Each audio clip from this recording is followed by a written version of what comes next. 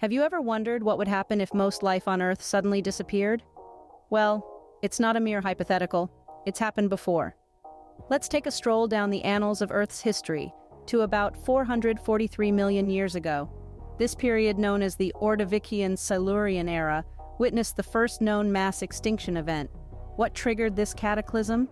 Scientists speculate that a sudden drop in sea levels due to the formation of glaciers may have been the culprit, but that's not all. Following this chilling period, the glaciers melted swiftly, causing a rapid warming period and a subsequent rise in sea levels. These dramatic climate swings proved too much for marine life. The result was a staggering loss of biodiversity, with a shocking 85% of all species vanishing from the face of the Earth. This set the stage for mass extinctions, a recurring event in Earth's history.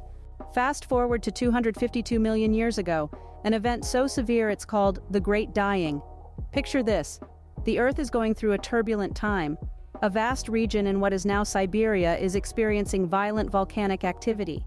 This isn't your typical eruption, it's a continuous and relentless outpouring of molten rock and toxic gases. Among these gases are carbon dioxide and methane, notorious greenhouse gases. These gases blanket the Earth, trapping heat and causing a spike in global temperatures.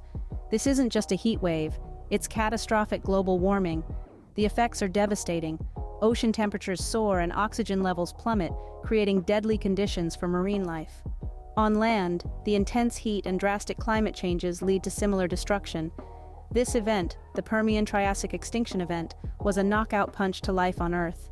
Nearly 95% of all species, both in the sea and on land, couldn't survive these drastic changes. The Great Dying left a world drastically different, paving the way for the age of dinosaurs. Speaking of dinosaurs, their reign too ended in a mass extinction. We now turn our attention to the Cretaceous-Tertiary extinction event, a cataclysm that occurred roughly 65 million years ago. Scientists believe that this event was triggered by the impact of an enormous comet or asteroid. The force of this impact would have been unimaginable, sending dust and debris high into the atmosphere and blocking out the sun's light. This would have created a nuclear winter scenario, a long period of darkness and cold that would have been devastating to many forms of life. The most famous victims of this event were, of course, the dinosaurs. These magnificent creatures, which had dominated the Earth for over 160 million years, were suddenly wiped out. But even in this calamity, there were survivors. Small mammals and birds, perhaps due to their size or adaptability, managed to endure where the dinosaurs could not. This event, while tragic for the dinosaurs, gave mammals a chance to rise and dominate the Earth. Mass extinctions, while devastating, have shaped the world as we know it.